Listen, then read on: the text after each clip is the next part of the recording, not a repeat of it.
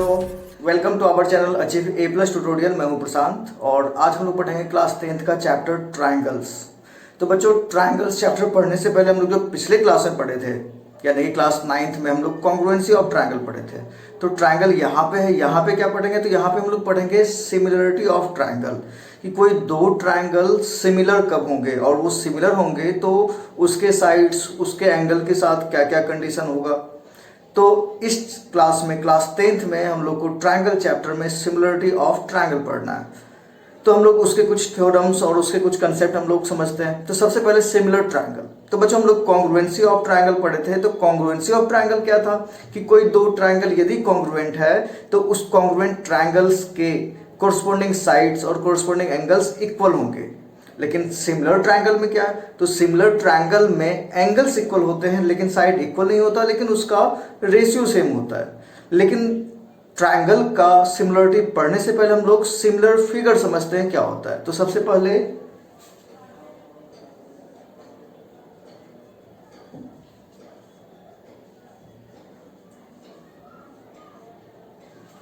Similar figures.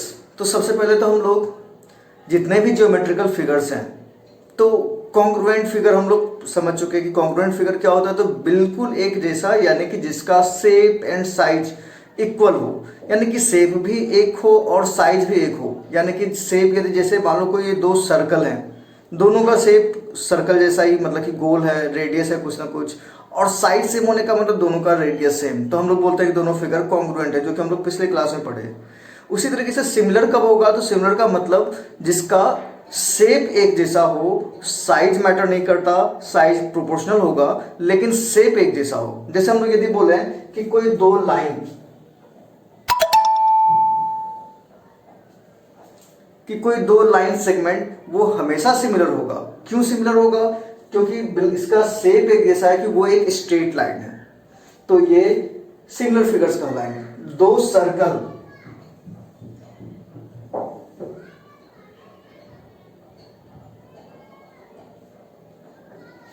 चाहे वो किसी भी रेडियस का हो, जैसे यहाँ पे R1 और R2 बोला जा रहा है, तो किसी भी रेडियस का हो, वो दोनों सिमिलर होंगे क्योंकि उसका शेप एक जैसा है, दोनों गोल हैं। तो ये दोनों बिल्कुल एक स्ट्रेट लाइन है, तो फिर दोनों को हम लोग सिमिलर बोलेंगे। ये दोनों गोल है तो इसको हम लोग सिमिलर बोलेंगे। दो इक्विलैटरल ट्रायंगल, ये हमेशा सिमिलर होंगे। दो स्क्वायर हमेशा सिमिलर होगा। तो मतलब ये सारे फिगर को हम लोग क्या बोलेंगे? तो ये सारे सिमिलर फिगर हैं। क्यों सिमिलर है? क्योंकि सबका शेप एक जैसा है। रेगुलर पॉलीगॉन, कोई भी रेगुलर पॉलीगॉन वो हमेशा सिमिलर होता है, चाहे उसके लेंथ का साइड अलग अलग क्यों ना हो, क्योंकि उसके एंगल्स सेम होते हैं। जैसे कि बोला जाए कि पेंटागन,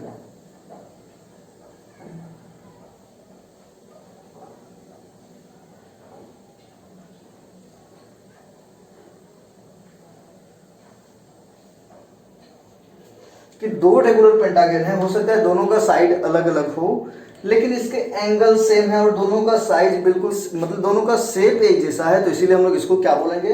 तो ये सिमिलर फिगर है। तो हम लोग को इस चैप्टर में सिमिलर ट्रायंगल पढ़ना है, कि दो ट्रायंगल वो कब सिमिलर होंगे, और सिमिलर होंगे तो उसके साइड्स और उसके एंगल्स के साथ क्या क्या कंडीशन होगा।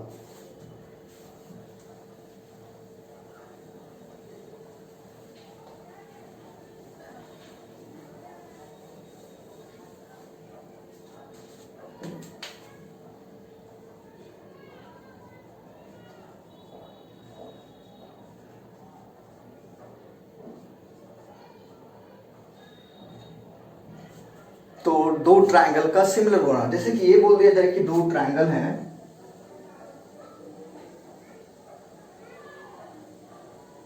ए बी सी, और एक दूसरा ट्रायंगल है जो कि इससे बड़ा दिख रहा है, पी क्यू आर। तो ये दोनों ट्रायंगल सिमिलर हो सकते हैं, लेकिन सिमिलर यदि होंगे, if triangles A B C and P Q R is similar, तो सिमिलर का साइन क्या होता है? तो triangle A B C, triangle P Q are.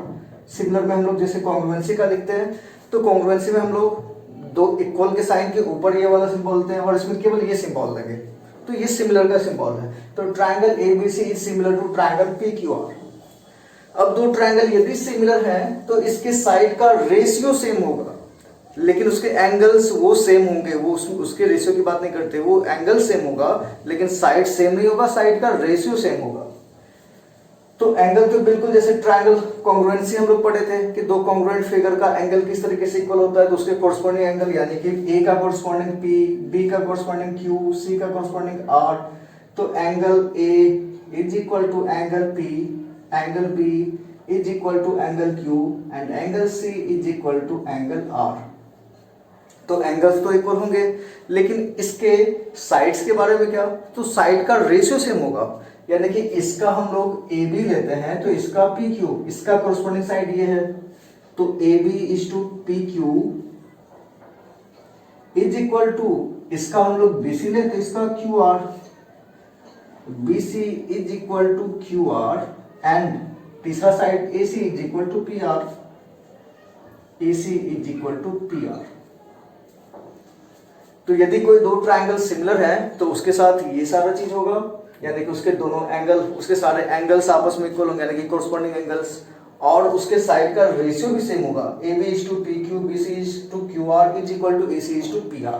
तो इसके साइड के रेशियो भी सेम, और इसका कन्वर्स हम लोग बोल सकते हैं, यानी कि दो ट्रायंगल सिमिलर हैं तो ये पार्ट यानी कि उसके एंगल्स इक्वल एंड साइड का रेशियो सेम, और यदि तीनों एंगल इक्वल और साइड का रेशियो सेम है तो दोनों ट्रायंगल सिमिलर होंगे। तो यह है सिमिलरिटी ऑफ ट्रायंगल्स कि कोई दो ट्रायंगल यदि सिमिलर है तो उसके साइड्स, उसके एंगल में क्या रिलेशन होगा। अब इस चैप्टर में मतलब कि जो थ्योरम्स वगैरह हैं कि कोई दो ट्रायंगल को सिमिलर करना, तो उसको पढ़ने से पहले हम लोग एक थ्योरम पढ़ते हैं जो कि सबसे इंपॉर्टेंट है, वो है बेसिक प्रोपोर्शनलिटी थ्योरम और थेल्स थ्योरम। और कभी कभी एग्जाम में इस थ्योरम का स्टेटमेंट लिखा हुआ होता है और प्रूफ करने के लिए पूछा जाता है। तो अभी हम लोग पहले थेल्स थ्योरम समझते हैं, वो क्या होता है।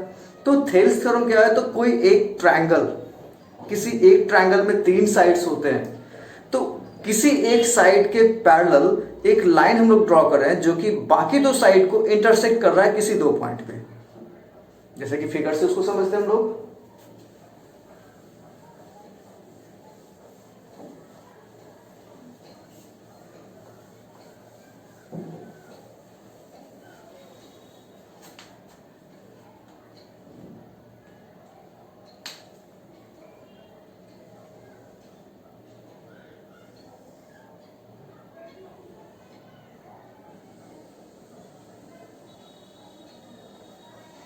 जैसे हम लोग मान लेते हैं कि ABC को एक ट्रायंगल दिया हुआ है और BC साइड के पैरेलल को एक लाइन दिया हुआ है, इसके पैरेलल एक लाइन वो कुछ इस तरीके से है, और वो AB को मान लो D पॉइंट पे कट कर रहा है और AC को E पॉइंट पे कट कर रहा है। तो थेल्स थ्योरम का स्टेटमेंट है कि किसी एक ट्रायंगल में किसी एक साइड के पैरेलल कोई लाइन बाकी दो साइड को जिस दो पॉइंट पे कट करता है D और E यहाँ पे, वो दोनों पॉइंट उस साइड्स को इक्वल रेशियो में बांटता है, यानी कि AD is to DB is equal to AE is to EC। तो ये हम लोग का थेल्स थ्योरम है, और इसी को हम लोग बेसिक प्रोपोर्शनलिटी थ्योरम भी बोलते हैं, या फिर कभी कभी क्वेश्चन में केवल स्टेटमेंट लिखा हुआ होता है और उसको प्रूफ करने के लिए कहा जाता है। तो हम लोग अभी प्रूफ करेंगे थेल्स थ्योरम को। तो इसको हम लोग या तो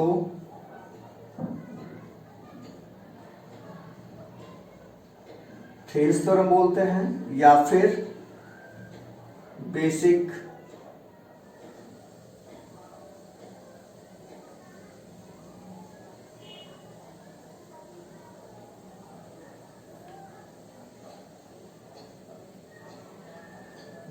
proportionality theorem.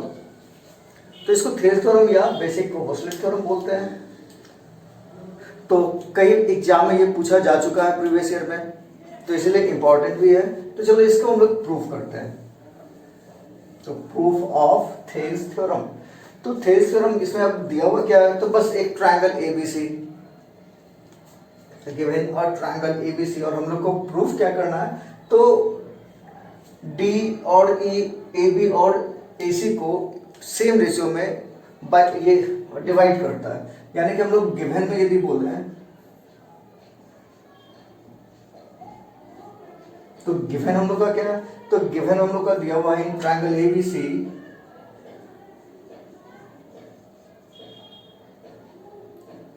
DE parallel to BC, और इसमें हम लोग को प्रूफ क्या करना है, तो प्रूफ करना है कि वो उसको सेम रेशियो में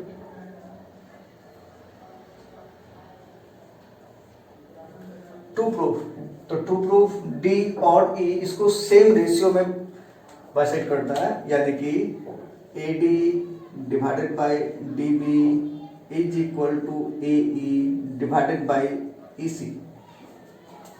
अब हम लोग प्रूफ पे आते हैं, लेकिन प्रूफ पे आने से पहले हम लोग कुछ कंस्ट्रक्शन करते हैं। तो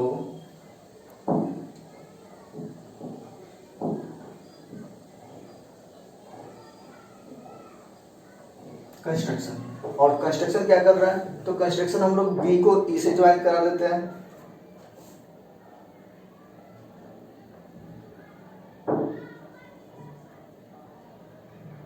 और डी को सी से, और उसके साथ साथ एक और काम करते हैं कि ई से ए बी पे परपेंडिकुलर और डी से इस पे परपेंडिकुलर। तो चलो इसको हम लोग बोलते हैं D M and E N perpendicular to A B and D M perpendicular to A C. तो चलो अब हम लोग कंस्ट्रक्शन में जो किए हम लोग वो लिख देते हैं। तो join C D and B E and draw DM perpendicular to AC and EN perpendicular to AB। तो हम लोग DM को AC पर और EN को AB पर परपेंडिकुलर ड्रॉ कर दिए। अब इसके बाद हम लोग आता है प्रूफ पे।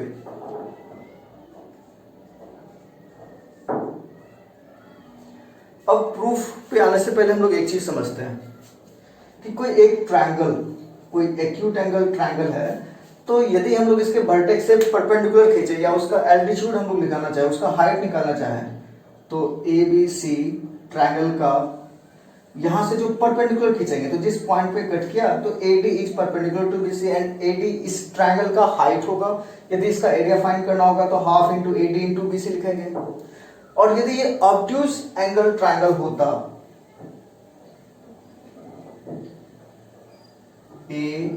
ABC, तो इसका एल्टीट्यूड कैसे निकालेंगे, तो इसका एल्टीट्यूड भी इसी तरीके से निकालना है कि यानी कि A से BC पे परपेंडिकुलर खींचेंगे, लेकिन BC तो मतलब कि काफी इधर है, यहाँ पे तो है नहीं, तो BC को प्रोड्यूस करना होता है। अब यदि हम लोग परपेंडिकुलर खींचें तो AD परपेंडिकुलर टू BC। अब ऐसा इसलिए बताया गया कि यदि इस ट्रायंगल में देखा जाए तो EN AB पे परपेंडिकुलर है, यानी कि यदि इस वाले ट्रायंगल का के लिए बोले तो भी ये परपेंडिकुलर, इस वाले ट्रायंगल के लिए बोले तो भी ये परपेंडिकुलर, क्योंकि दोनों का वर्टेक्स सेम है और दोनों का बेस सेम लाइन पे है, तो इसलिए दोनों के परपेंडिकुलर से दोनों का जो एल्टीट्यूड होगा, दोनों का जो हाइट होगा वो सेम होगा। तो चलो अब हम लोग प्रूफ पे आते हैं।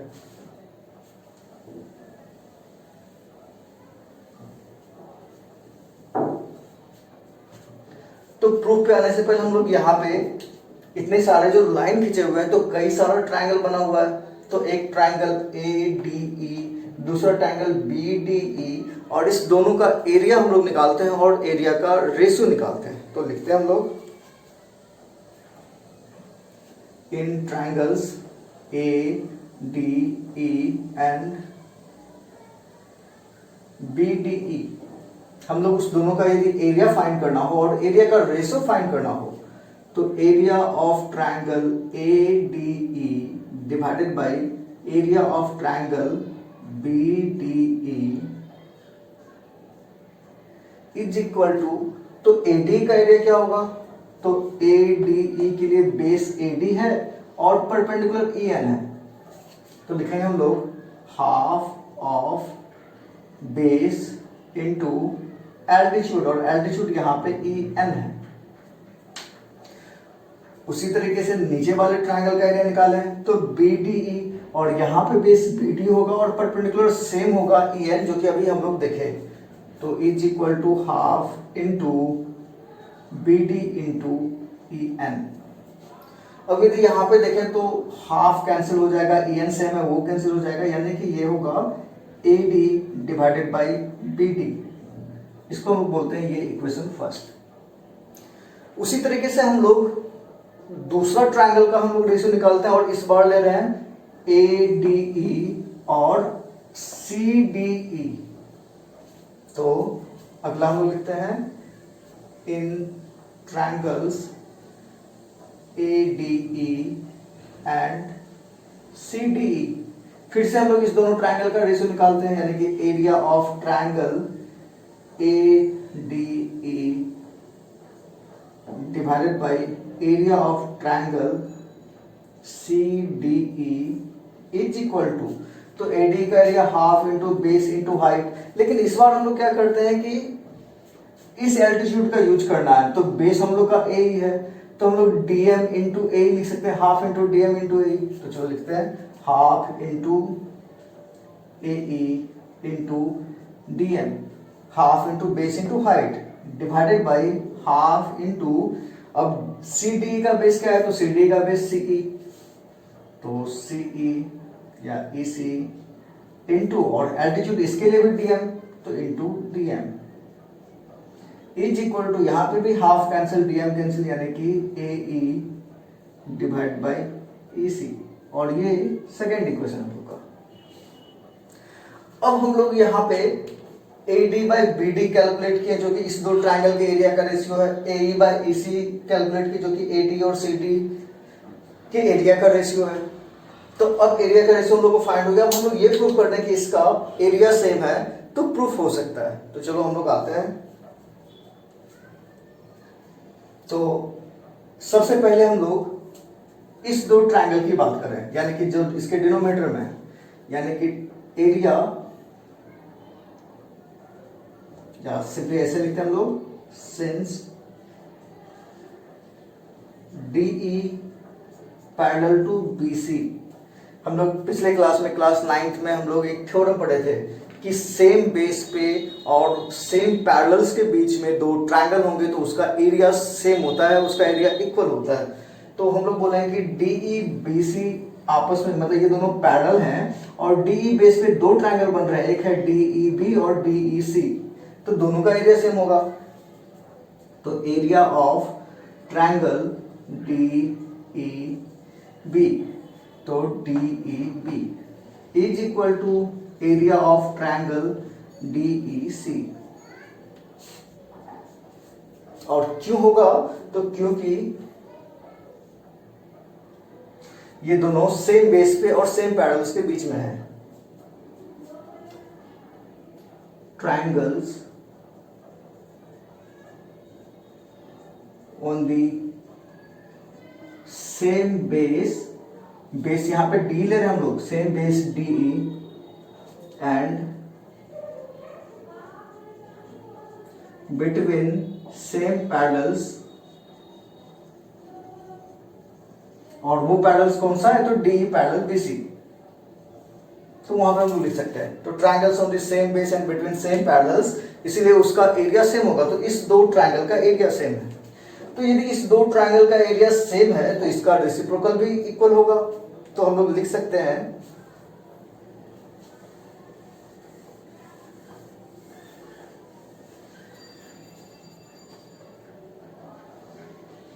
One divided by area of triangle DEB, या फिर DEB लिखो या BD लिखो, एरिया of triangle BDE is equal to 1 by area of triangle DEC। DEC लिखो या CD लिखो, सेम चीज है, एक ही ट्रायंगल है, तो उसका रेसिप्रोकल भी सेम होगा। अब यदि उसको सेम चीज से मल्टीप्लाई करें तो भी इसमें कोई फर्क नहीं आने वाला है। तो हम लोग एरिया ऑफ ट्रायंगल AD से दोनों साइड मल्टीप्लाई करते हैं, तो क्या होगा, तो area of triangle ADE divided by area of triangle BDE is equal to area of triangle ADE divided by area of triangle C D, यानी कि यहाँ पे हम लोग रीजन लिखेंगे कि reciprocals of equals are equal, और यहाँ पे हम लोग लिखेंगे multiplying both sides by area of triangle A D, तो वो उसको लिख देना है। अब हम लोग यहाँ पे दोनों चीज को इक्वल कर चुके हैं और इसको तो हम लोग कैलकुलेट कर दिए, A D by B D वो क्या है, तो A D by B D, तो is equal to A D divide by B D is equal to A D divide by C D, और वो हम लोग कैलकुलेट किए हैं वो है ए ई बाई ई सी, तो ए E divide by E C. तो हम लोग का यहाँ पे रिजल्ट आ चुका जो हम लोग को प्रूफ करना था, यानी कि A D divide by B D is equal to A E divide by E C, hence proved. तो ये हम लोग का थेल्स थ्योरम है या बेसिक प्रोपोर्शनलिटी थ्योरम, और ये एग्जाम में कई बार ये पूछा जा चुका है और पूछा जा भी सकता है आगे भी, तो इसको अच्छे से समझना है और इसका यूज भी काफी है, और हम लोग सिमिलर ट्रायंगल में यहां से ही स्टार्ट करेंगे और सबको समझेंगे। अब इसमें क्या है, तो क्वेश्चन किस टाइप के हो सकते हैं, तो कुछ तो प्रूफ करने वाला क्वेश्चन होगा, जहां पैरेलल दिखे तो वहां पे हम लोग रेशियो बोल सकते हैं कि साइड का रेशियो सेम होगा, या फिर यदि रेशियो सेम दिया हुआ है तो वहां पे बोल सकते हैं कि वो पैरेलल होगा। जैसे कि इस वाले ट्रायंगल में यदि डी बी सी के पैरेलल है तो हम लोग सिंपली बोल सकते हैं कि A D by D B is equal to A by E C, और यदि रेशियो इक्वल दिया हुआ है तो हम लोग बोल देंगे उसकी डी और बी सी आपस में पैरेलल है। इसके अलावा और क्वेश्चन क्या हो सकते हैं, तो इसके अलावा क्वेश्चन हो सकते हैं ऐसे कि कोई एक ट्रायंगल में डी पैरेलल बी सी बोला जाए और यहाँ पे उसका रिजल्ट ये चार साइड, उसके जो चार पार्ट्स बन रहा है, इसमें से कोई तीन साइड दिया हो तो फोर्थ साइड को कैलकुलेट करना। तो बस इस रेशियो पे हम लोग वो सारा वैल्यू डाल दें तो हम लोग को वो बाकी वैल्यू कैलकुलेट हो जाएगा। तो अब इस थ्योरम से इसके कुछ रिजल्ट्स यानी कि कोरोलरीज का, तो अब एक ट्रायंगल दिया हुआ है जिसके साइड्स किसी एक साइड के पैरेलल कोई एक लाइन है जो कि बाकी दो साइड्स को दो पॉइंट पे कट कर रहा है, तो एक रेशियो तो दिया हुआ है कि A D by B D is equal to A by E C, तो A D by D B is equal to A by E C, ये दिए हुए हैं। इसके अलावा इसके कुछ रिजल्ट्स, तो वो क्या क्या है, तो एक है A D divide by A B is equal to A divide by A C, या फिर D B divide by A B is equal to A C divide by A C. तो ये रिजल्ट्स जो इसकी कोरोलरी है उसको भी हम लोग प्रूव करते हैं।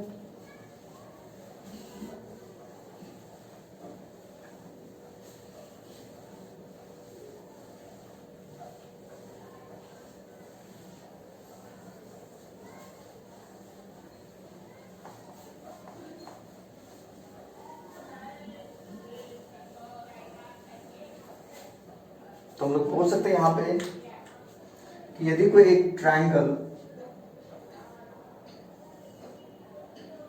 ए बी सी, एक ट्रायंगल ए बी सी दिया हुआ है और उस ट्रायंगल में D E parallel to B C है, तो in triangle A B C D E parallel to B C, तो हम लोग यहाँ पे थेल्स थ्योरम अप्लाई कर रहे हैं, तो क्या होगा, तो A D divided by D B is equal to A E divide by E C.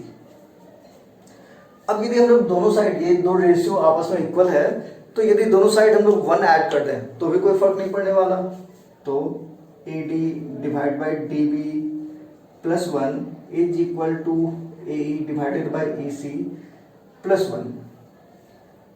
और अब इसको सिंप्लीफाई कर रहे हैं, तो A D plus D B divided by D B is equal to A E plus E C divide by E C. तो A D plus D B यहाँ पे दिखाया जाए तो A D plus D B length A B का है, यानी कि A B divided by D B is equal to, उसी तरह से यहाँ पे ए ई प्लस ई सी, ए सी होगा तो हम लोग लिखेंगे ए C divide by E C. तो इसका एक कोरोलरी ये हो गया, एक रिजल्ट ये हो गया। तो चलो उसको यहां पे लिखते हैं।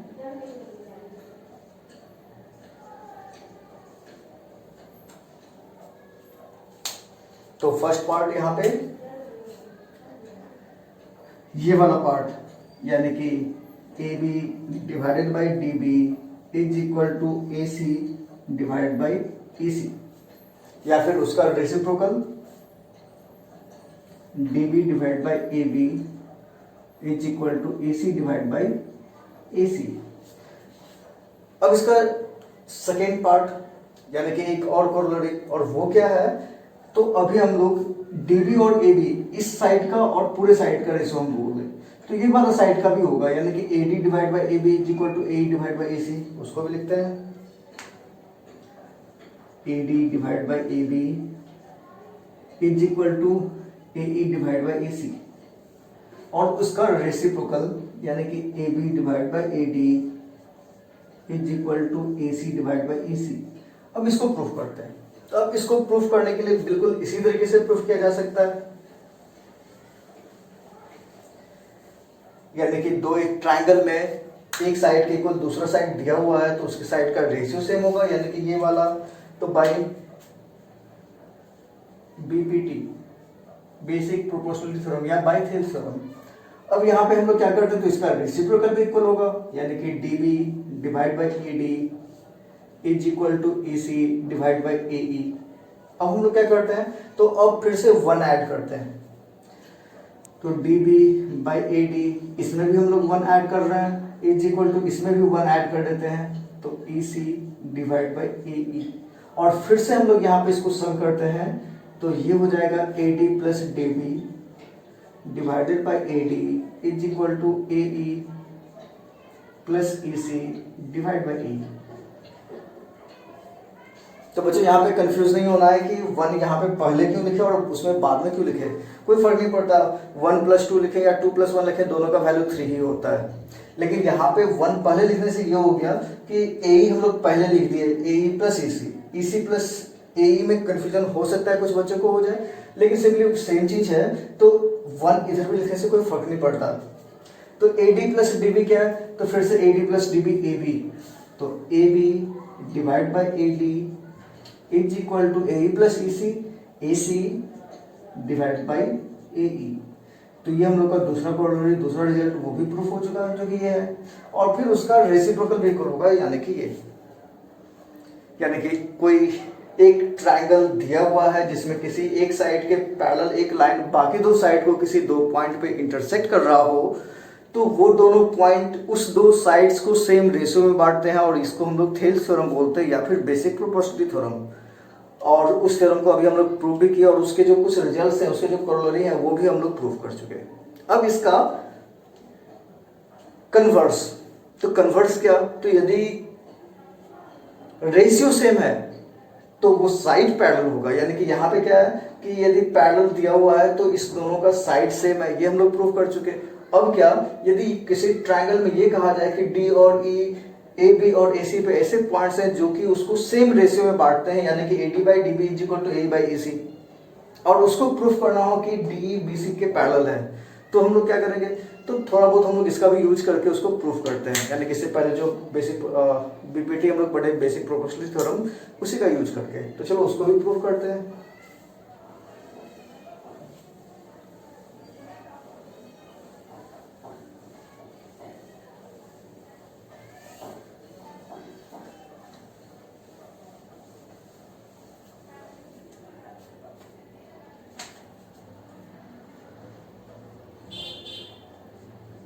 Converse of Thales theorem,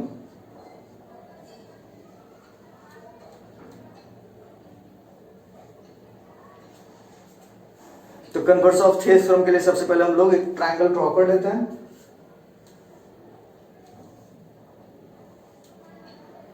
A D C, और यहां पे एक पॉइंट डी है और यहां पे एक पॉइंट ई है, जो कि ये नहीं दिया हुआ कि ये पैरेलल है, हम लोग को उसको प्रूफ करना है। हाँ, लेकिन ये दिया हुआ है कि डी और ई ऐसे पॉइंट्स हैं जो कि इसको सेम रेशियो में बांटते हैं, यानी कि गिवन में हम लोग बोलेंगे in triangle A B C A D divide by D B is equal to A E divide by E C, और हम लोग को प्रूफ करना है कि वो लाइन इसके पैरेलल है, यानी कि DE पैरेलल टू BC। अब हम लोग प्रूफ करते हैं, तो प्रूफ करने से पहले हम लोग यहाँ पे क्या करते हैं ना कि इसको प्रूफ करना है इसके पैरेलल, तो हम लोग पहले ये एज्यूम करते हैं कि ठीक है वो उसके पैरेलल नहीं है। तो एज्यूम करते हैं कि DE BC के पैरेलल नहीं है, तो D से पास होने वाला कोई ना कोई एक लाइन होगा जो कि BC के पैरेलल होगा, और उस पॉइंट को हम लोग कुछ बोल देते हैं, मान लेते हैं कि वो पॉइंट E डैश है। तो हम लोग मान लेते हैं, यानी कि पहले हम लोग एज्यूम करते हैं, लेट अस एज्यूम कि DE is not parallel to BC। तो DE BC के पैरेलल नहीं है, तो AC पे कोई ना कोई एक तीसरा लाइन पॉइंट होगा E के अलावा जो कि उसके पैरेलल होगा, यानी कि DE डैश। तो let DE dash is parallel to BC। अब DE dash parallel to BC है, तो हम लोग बेसिक प्रोपोर्शनल थ्योरम प्रूफ कर चुके हैं, तो वो यहां अप्लाई किया जाए तो क्या होगा, तो उसके साइड का रेशियो सेम, यानी कि AD divide by DB is equal to AE dash divide by E dash C। अब हम लोग यहां पे ये किसका यूज किए, तो बाय थेल्स थ्योरम।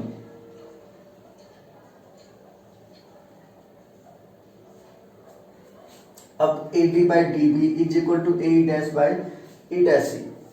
हम लोग यहाँ पे 1 ऐड भी कर देते हैं, या फिर हम लोग जो कोरोलरी पर है उस कोरोलरी का यूज करते हैं। तो कोरोलरी का यूज करें तो हम लोग ये भी बोल सकते हैं कि AD by DB is equal to AE by EC, sorry AD by DB is equal to AE dash by E dash C, जो कि हम लोग लिख चुके हैं। या फिर ये भी बोल सकते हैं कि AD divide by AB is equal to AE divided by AC।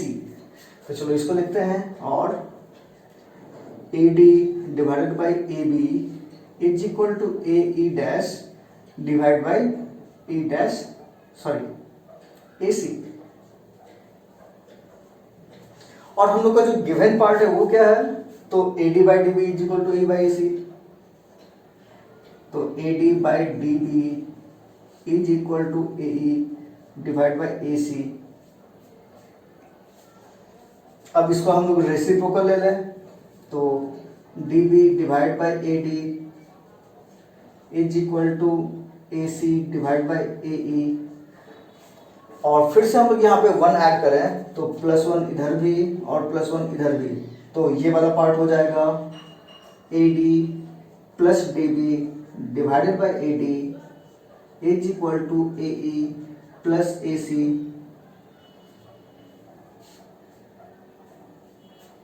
Sorry AE by EC दिया हुआ है।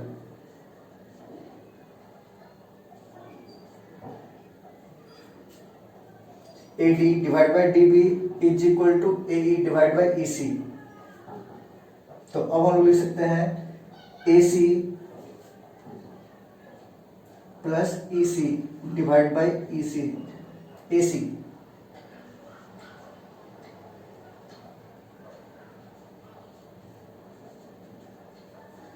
तो जो पार्ट दिया हुआ हम लोग को दिया हुआ था AD by DB is equal to AE by EC, इसका रेसिप्रोकल कर दिए, यानी कि DB by AD is equal to AC by AE, और दोनों साइड हम लोग 1 ऐड कर दिए, तो ये हो गया AD plus DB by AD, और ये हो गया AE plus AC divide by AE। अब हम लोग यहाँ पे बोले तो इस दोनों का सम क्या, तो इस दोनों का sum AD plus DB is equal to AB and AE plus EC is equal to AC। तो वो हम लोग लिखते हैं, तो AD plus DB is equal to AB by AD is equal to AC by AE है।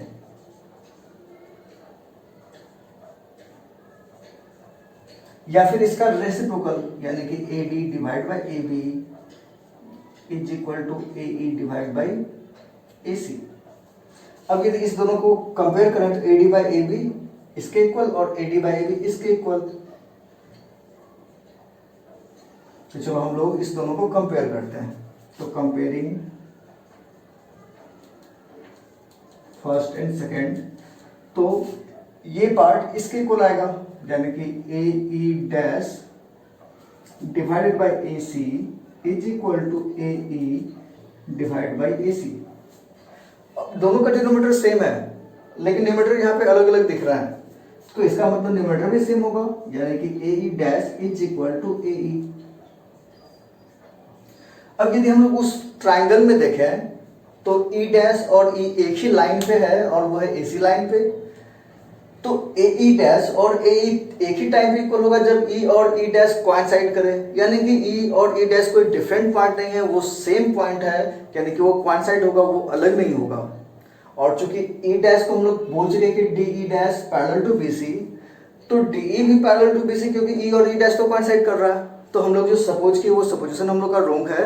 तो यहाँ पे क्या होगा, तो ये दोनों ट्रायंगल मतलब ये दोनों जो साइड है वो एक ही साइड है, यानी कि ई और ई डैश कोइंसाइड कर रहा है, इसीलिए D E parallel to B C. तो ये है हम लोग का कन्वर्स ऑफ थील्स थ्योरम। तो वहां पे बस इतना ही करना है कि पहले हम लोग एज्यूम करें कि ठीक है डी ई पैरेलल नहीं है, तो डी के अलावा कोई ना कोई तो पॉइंट होगा ए सी पे ई डैश जो कि इससे पैरेलल हो जाए। फिर वहां पे हम लोग थेल्स थ्योरम अप्लाई करेंगे और ये प्रूफ कर देंगे कि ए ई और ए ई डैश दोनों सेम है। तो ए ई और ए ई डैश सेम है, इसका मतलब एक ही चीज है कि ई और ई डैश कोइंसाइड कर रहा है, और ई और ई डैश कोइंसाइड कर रहा है, इसका मतलब कि दोनों एक ही पॉइंट है, यानी कि डी डैश बी सी के पैरेलल हम लोग माने थे, तो डी ई बी सी के पैरेलल है, तो हम लोग लिखेंगे so D E parallel to B C, और वही हम लोग को प्रूफ करना था। तो इस तरीके से कन्वर्स ऑफ थील्स थ्योरम भी प्रूव कर सकते हैं। तो अब जहां जरूरत हो वहां पे थील्स थ्योरम या कन्वर्स ऑफ थील्स थ्योरम अप्लाई करके हम लोग क्वेश्चन बना सकते हैं। तो अब इसके क्वेश्चंस वगैरह बनाने हैं। तो आज के लिए इतना ही, जो कि हम लोग आज बेसिक प्रोपोर्शनलिटी थ्योरम पढ़े और उसका कन्वर्स पढ़े और उसके कुछ कोरोलरी को प्रूव किए। अब इस पे कई सारे क्वेश्चंस हैं, वो क्वेश्चंस को सॉल्व करना है और उसके बाद आगे बढ़ना है। तो आज के लिए इतना ही, थैंक यू।